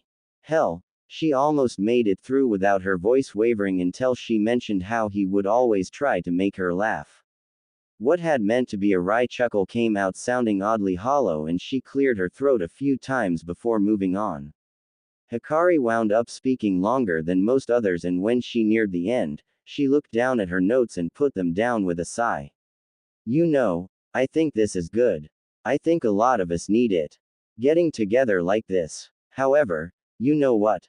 She shrugged helplessly. Daichi would have hated this. He would have seen us all sitting here, grieving and remembering what was best in him, And he'd try to drag us outside to go do something fun. She looked up from her notes, grief and fond remembrance dancing in her red eyes. He didn't linger on things. It's what made him a good shinobi. It's what made him a good man. She shook her head. This time when she chuckled, it actually sounded like a chuckle. I suppose if he did linger on the bad things people said or did, our relationship never would have worked. A few people laughed, and for just a moment the mood didn't seem so dark. It goes without saying that I will miss Daichi forever, but I left a lot of things unsaid and now I wish I didn't. Hikari slowly folded up her notes and put them away. So I won't, this time. She looked up at the ceiling. Goodbye, Daichi. I love you and I'll miss you. Without another word she stepped down from the podium and sat down next to Naruto and Anko again. She didn't speak for the rest of the ceremony. The next day there was a far larger and more public ceremony during which the entire village gathered to mourn the loss of the Uchiha clan as a whole, save Sasuke, of course. Naruto hadn't really been prepared for how strange it would be to see his classmate again. His empty desk was a constant reminder of Sasuke's absence, though they barely talked about it in class. They had no idea how to broach a topic that heavy and nobody wanted to be the first to try. Naruto wasn't sure what he'd been expecting to see when Sasuke returned, but it wasn't this. The boy seemed pale, his posture stiff and rigid, and he barely seemed aware of what was going on around him. He accepted people's condolences with brief, jerky nods and the occasional one-word answer, but for most of the ceremony he just stared straight ahead. It was a far cry from the happy, popular kid Naruto had seen in class up until that point. Over the next 2 weeks, he was too busy to think much on this, though. Hikari was doing her best to move on and apparently figured the best way to do so would be to bury herself in work like she'd done before she started tutoring Naruto, but the Hokage still wouldn't let her take on that same workload. So she'd increase the number and duration of their tutoring sessions. While these new sessions often left Naruto so exhausted that he had to rest for an hour before he could walk again, he couldn't deny that he was improving a lot. The leaf-burning exercise was becoming easier and he was certain he could run farther and faster than before. She'd even gotten him started on the academy style of taijutsu and some very light sparring. Naruto had been extremely excited about that, right up until the moment he learned that the green-haired kunoichi's definition of light sparring involved kicking him the length of the training ground. He was starting to suspect he wasn't the only one to have some issues with control, sometimes. He also came to learn more about Hikari in the first week after Daichi's death than he had in the first month of their tutoring. Whenever she called an end to the session and Naruto collapsed in a heap, she would pass the time by training herself a bit. As hard as she pushed Naruto, she pushed herself so much harder. Of course that was to be expected, since she was a chunin while he was still a student, but it was still a sight to see her train. If nothing else, it made him appreciate just how fast his tutor could be. He could barely follow her movements, most of the time. She still cooked for him most nights, but she seemed a bit more relaxed now. More willing to let the little blonde in, even when it came to topics she wasn't always comfortable with. On the Monday of the third week, Naruto once again found Hikari waiting for him at their training ground. Her hood was down and she was sat against a tree stump, basking in the rosy light of the setting sun. The moment she noticed him, she threw something at him and Naruto barely caught it before it smacked him in the face. "The hell, Nichan, what's this?" he asked, holding up the scroll. It had no special markings and seemed relatively new, but it was smaller than the ceiling scrolls he'd seen Hikari use. "Well," the young kunoichi began as she stood up and stretched. "You did earn that and I said I'd teach you when you were ready." She brushed some dirt from her pants and her eyes shone with amusement as she watched Naruto look at the scroll like it contained the daimyo's treasury. "You're ready, kid." Naruto's grin almost split his face in half and he unrolled the scroll as quickly as he could. It was a fairly standard instruction scroll, detailing the hand seals and theory and providing a few rough images to go along with them. "You're going to teach me to spit fire." he asked. Naruto all but bounced over to Hikari and threw his arms around the much taller girl. You rule, Nichan. Hikari chuckled and ruffled Naruto's hair. Don't get too excited yet. Gokaku no Jutsu, great fireball technique, is not a bad starting point for a chakra freak like you, but we might have to try another jutsu if you don't click with this one. What? Why? Naruto asked, eyes wide.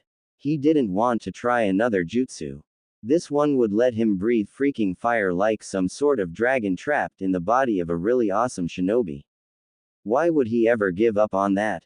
Hikari sat down by her stump again and gestured for Naruto to do the same with a serious expression the blonde had come to identify as her tutoring face. You remember when we talked about the classes of elemental jutsu, yeah? What were they? Naruto dug through his memory for a moment. Well there's Kaden, Futon, Doden, Suiten and Raiden. Fire, wind, earth, water and lightning release, respectively. The answer came out as more of a question, but he was at least 80% sure he'd answered correctly. Hikari nodded. There's a few others, but generally those aren't really available to most people. You got the main 5. Did you ever think why most people only bother to learn 1 or 2 elements? Because most people are lazy. The dusky-skinned girl blinked a few times and then let out a bark of laughter. Ha! You're not entirely wrong. No, it has to do with their affinities. The blank look Naruto was giving her made it pretty clear that he was lost, so she began to elaborate. Everybody has a stronger connection to 1 or 2 elements and shinobi tend to use those for their jutsu. You can master the others, but that's generally a lot harder. If this turns out to be extremely difficult for you, it probably means you've not got much affinity with fire and it might be best to find a different jutsu to start you on. Naruto nodded in understanding and glanced from the scroll to Hikari. So what are your affinities? Fire and wind, but that's true for most people from my clan. Naruto nodded again and tightened his hold on the scroll slightly. So fire is her main affinity. He kind of wanted that to be true for him too. It would be something they would have in common. A connection, even after the tutoring arrangement ended. He grinned at her and pointed at the first step on the scroll. Don't worry Hikari Nichan. I'm gonna nail this jutsu, believe it. Never say that again. The next few sessions were mostly concerned with helping Naruto get the jutsu down, which was much harder than he'd anticipated. Elemental manipulation proved to require some serious chakra control and it took him a lot of tries before he could even muster a spark, much less the huge fireball the jutsu called for. When he finally managed to produce at least a tiny flame, Naruto couldn't stop smiling and even Hikari seemed much more pleased than she normally was at the end of a tutoring session.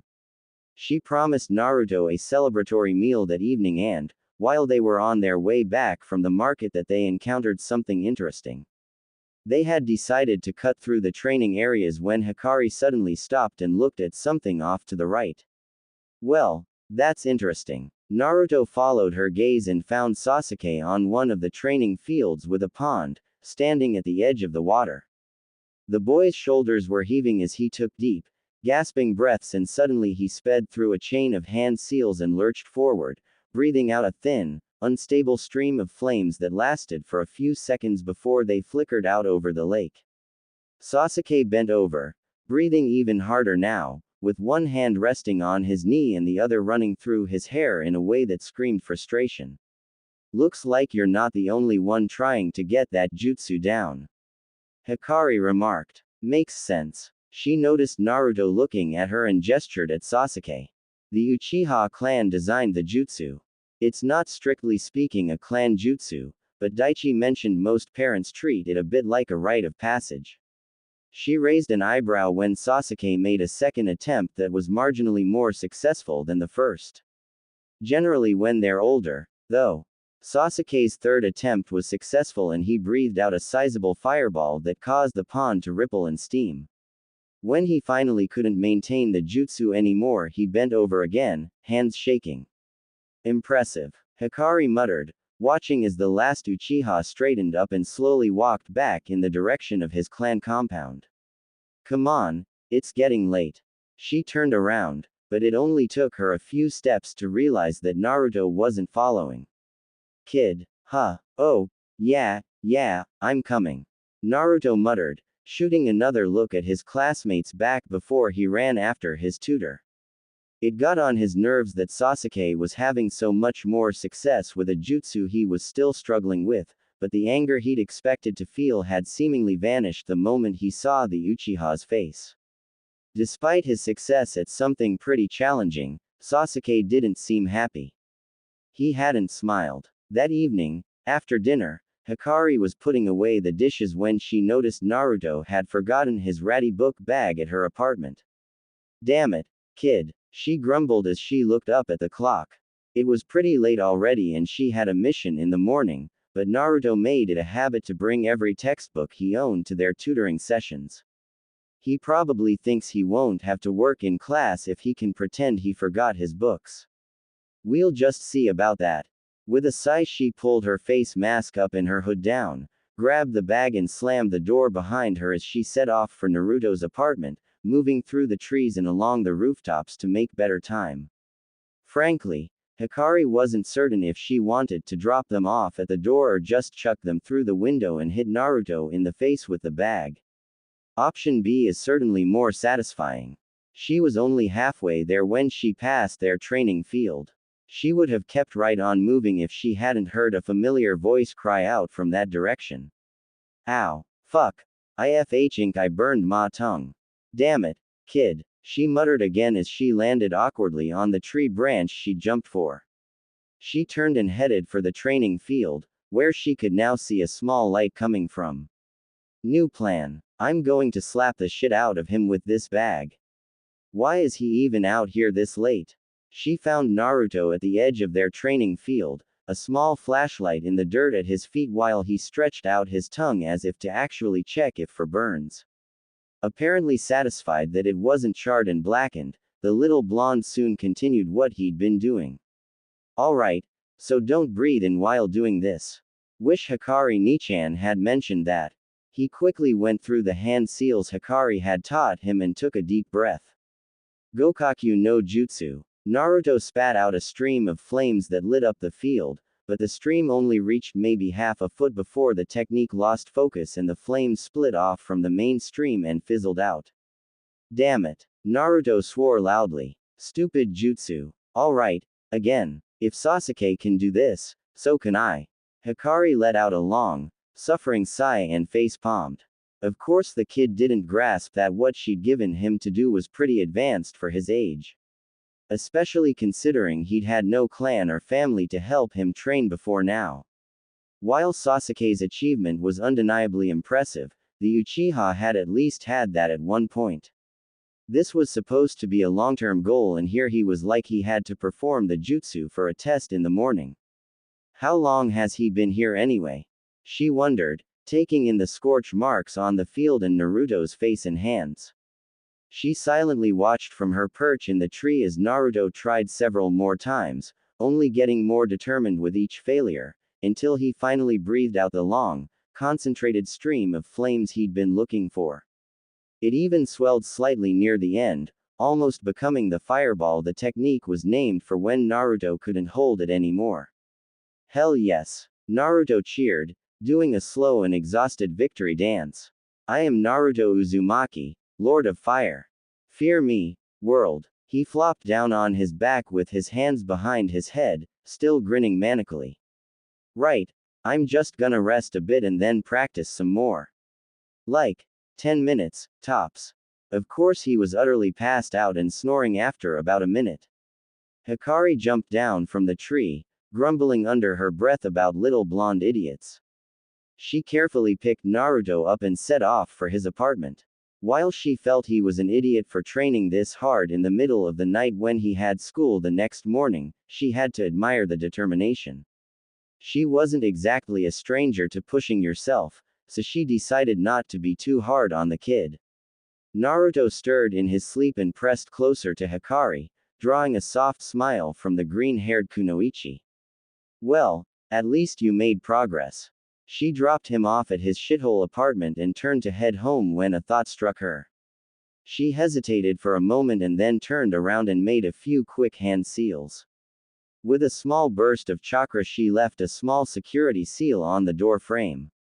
She felt a little awkward doing it, but just because she was only a tutor, that didn't mean that she couldn't make sure the kid was safe outside of their sessions. Right. She had barely left before the dog-masked captain of Anbu appeared in the hallway. He studied the seal for a moment, tracing the edge of the small array with a finger. He glanced down the hallway, chuckled softly and vanished again. Technically speaking, he should have removed the seal, but he had a good feeling about this. With Hikari gone on a mission, Naruto was left to train himself for most of the week. He honestly kind of missed having her to help out, because the scroll gave a pretty technical explanation of how to mold your chakra, and Naruto honestly learned best by feeling. Hikari had gotten pretty good at translating technical instruction into something that was easy for Naruto to get. On the other hand, at least there was nobody forcing him to do the boring homework Iruka-sensei assigned them. It was nice being able to put it off without getting nagged, or smacked, or having shuriken chucked at his head. Hokage Jiji should just send Hikari Nichan to tutor bandits. They'd give up in terror in the first 5 minutes. It wasn't long before he once again found Sasuke at the training field with the pond, but he didn't appear to be training. He was just sitting at the water's edge, staring into space with a frown. Wanting to continue practicing his jutsu, Naruto hesitated, but he honestly couldn't ignore the lonely picture the last Uchiha made. He was all too used to being alone, after all. He slowly walked over and sat down next to Sasuke, trying to find something to say. When nothing mind-blowing came to mind, he simply went with what came naturally. "Hey, Sasuke." Sasuke gave him an unreadable look, but did nothing else to acknowledge Naruto's presence before turning back to the lake.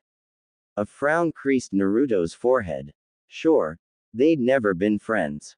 Sasuke had enough friends to keep up with, and there had never been much cause for them to really interact. That being said, Sasuke had never been outright rude to him like this either. After sitting in silence for a while, Naruto decided to try again. I'm sorry. About your clan, that is. It must be really awful." With each word, Sasuke seemed to stiffen more, and Naruto eyed the boy worriedly as he tried to figure out what he'd said wrong. He opened his mouth to apologize, but Sasuke was already getting up. "Thank you for your condolences," he said without sincerity, before he turned on his heel and walked away. "Oi, Sasuke." "Hey," Naruto called after him, but the raven-haired boy didn't even look back. "What the hell did I do?" The little blonde huffed as he stood up. Honestly, he'd only been trying to see how Sasuke was doing, and he'd been a complete jerk. Angrily, he stomped off to train some more, vowing to have a talk with Sasuke the next time he saw him. As it turned out, that was the very next day, in the very same spot. Sasuke was sitting at the edge of the pond again, though this time the light sheen of sweat on his brow seemed to indicate that he had been training this time. He looked up when he heard Naruto approach, and his eyes narrowed for a moment before he turned back to the lake. "If you're here to tell me you're sorry again, don't bother. I wasn't going to, but I'll be sure to keep it in mind." Naruto deadpanned as he sat down next to his classmate. "You could have been less of an about it when I did, though. I was only trying to be nice." Naruto glared at Sasuke's noncommittal response. "Fine. You don't want to talk about that. What do you want to talk about?" He didn't get a response, but that was pretty much what he'd expected would happen, so Naruto took it upon himself to keep the conversation going again. "Okay, I'll start. Remember what happened with me at the academy? Well, they got me this tutor, and she's really cool, but also kinda nuts. I mean, she throws actual weapons at me and..." Naruto spent the better part of the next hour and a half talking about anything and everything that came to mind, while Sasuke only communicated in grunts and annoyed eye rolls. Eventually, the blonde decided to get some training in before it got too dark and said a quick goodbye to the brooding Uchiha. After a few steps, Naruto hesitated and looked back over his shoulder. "Hey, Sasuke." You coming back to class soon? If you don't, I'm totally going to be better than you by the time you do. Sasuke gave him a look that clearly stated, yeah, right, and shrugged before turning back to the pond. I don't know, Dobi. See you later then, Tem. Naruto's eye twitched dangerously as he stomped away. He wasn't sure, but you probably weren't supposed to punch grieving people. Not that Sasuke didn't make it very tempting. Who does he think he's calling Dobi? I'll show him. I'm gonna make the biggest fireball Konoha has ever seen and I'm gonna roast his moping with it. Naruto found Sasuke at the training fields twice more that week, sitting at the edge of the water either to recover after training or just staring into space with a frown. Each time he made an effort to talk with the other boy, but both polite conversation and trying to get a rise out of the stoic Uchiha were met with grunts or monosyllabic answers. It was frustrating to put it mildly. I don't get it, Iruka-sensei. Naruto complained loudly, waving his chopsticks around wildly. When Iruka had heard that Hikari was out of Konoha for the week, he'd offered to buy the hyper-blonde a bowl of ramen at Ichiraku's. This very quickly turned into one bowl for Iruka and about 4 so far for Naruto. I get that Sasuke's really sad, but I don't think he's said more than 2 words to me every time I tried to talk to him. And then there's that stupid nickname. Iruka lazily leaned to the side to avoid some of the noodles Naruto was accidentally flinging around and sighed. Naruto, you can't force these things. Sasuke's having a lot of trouble dealing with this. It's only natural. Naruto noisily slurped up a noodle and glared at his instructor. Well, duh, that's why I decided to talk to him in the first place. When Iruka gave him a confused look, Naruto sighed and looked down at his bowl. He must miss his clan and I don't think he's talking to his friends. I figured he would be lonely. He trailed off, bashfully pushing some vegetables around in the broth. I mean, I understand what he's going through, but, Naruto, Iruka said hesitantly. The thing is, you don't. When he noticed the blonde glare at him, he quickly held up a hand. I don't mean anything bad by it. I just mean, frustrated, he ran a hand over his face. You've never lost anyone, have you, Naruto? The blonde opened his mouth to respond, but then seemed to realize something and he slumped slightly as he shook his head. You needed people who were close to you if you wanted to lose them in the first place and he'd never been particularly blessed where that was concerned. Loss hurts, Naruto. So very much, Iruka muttered, absently tracing his scar. It can break people. The loneliness that comes from that. He looked at Naruto and for just a moment he saw his mother, bleeding and dying. I'm not sure if it's worse or better than regular loneliness, but they're not exactly the same. Naruto was looking at Iruka with the sort of focus the instructor wished he would apply during class, but finally he looked down and dejectedly pushed some of the vegetables around in his ramen. I don't really get it, Iruka-sensei. The scar-faced instructor chuckled and reached out to ruffle his hair. Well, I guess you are a bit young for a topic like this. Naruto smacked his hand away with an annoyed glare and tried to smooth down his hair as he continued. Maybe I really don't know how Sasuke feels, but I do know one thing. He looked Iruka dead in the eye, face set in a determined expression. Being lonely no matter the reason. So I'm gonna find some way to help Sasuke, even if he is being a jerk about it. Iruka eyed his student quietly for a while and then lifted his bowl and finished off the broth. He put it down again with a satisfied sigh and smiled softly down at the table. You know, you're a pretty good kid, Naruto. Naruto squinted at him. You don't have to sound so surprised, Iruka-sensei. Next time, would you just shut up? What do you know, huh? You're just some doby. Just the dead last, just as you always will be. Why the hell would I ever need help from someone like you, doby? Hikari found her hand twitching towards her machete, but held herself back with some effort. She wanted to kick the little duck-haired brats for saying that to her. Friend, student, surrogate baby brother. She honestly wasn't sure, but hell if she was going to let Sasuke talk to him like that. Suddenly Naruto let out a dry, humorless laugh. Dead last, huh? His jaw was clenched, hands balled into fists, and his expression was set in the type of stony calm of someone holding back rage. I see. He stood up, glanced at Sasuke and glared. Let's test that. Jutsu. Kaden. Gokaku no Jutsu, fire release. Great fireball technique. Nature. Fire. Class. Offensive. Range. Short to medium. Rank. C. An offensive jutsu that has the user convert chakra to flames inside their body and then expel them from the mouth either as a continuous flamethrower or large ball of flames. The scope of the attack is dependent on chakra used to fuel it. It was a commonly used technique among the Uchiha clan and treated as a rite of passage. However, due to the jutsu's relatively high chakra requirement, it is generally only taught to graduates of the academy. Before anyone starts about the range of the jutsu, yes, I know the wiki page lists it as a short-range technique. I call bullshit. Have you see how far that shit travels in the series? Short range my ass. Anyway, I hope you like the chapter.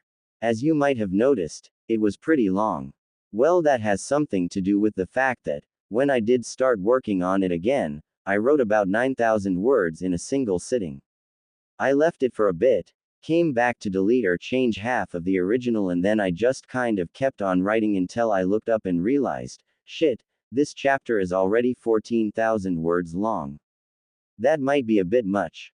I found the best point I could to cut this chapter off, and what's left is going into chapter 5. The good news is, I'm about 3,000 to 4,000 words into that chapter already. Of course I was last time too. You know what? Shut up. Frankly, I thought it would not have taken this long before I would hit the time skip and we'd move on to Naruto's graduation, but there's a lot of things I wound up wanting to do before then. With the plot I have in mind at the moment, it wouldn't make sense if certain things just didn't come up or didn't happen in the years leading up to graduation. That being said, I like slowly bringing Naruto and Hikari closer, and next chapter we'll probably see at least a little classmate interaction too. Of course, one of the main points of the next chapter is Naruto and Sasuke having an actual talk. Well, sort of. You know what tends to happen when they talk. No. Fiction writers, not that. If you like the chapter, please leave a review. If you hated the chapter, please leave a review as well, but try to keep things constructive, yeah. Shouting at me is much more likely to make me think you're than it is to get me to change what you didn't like.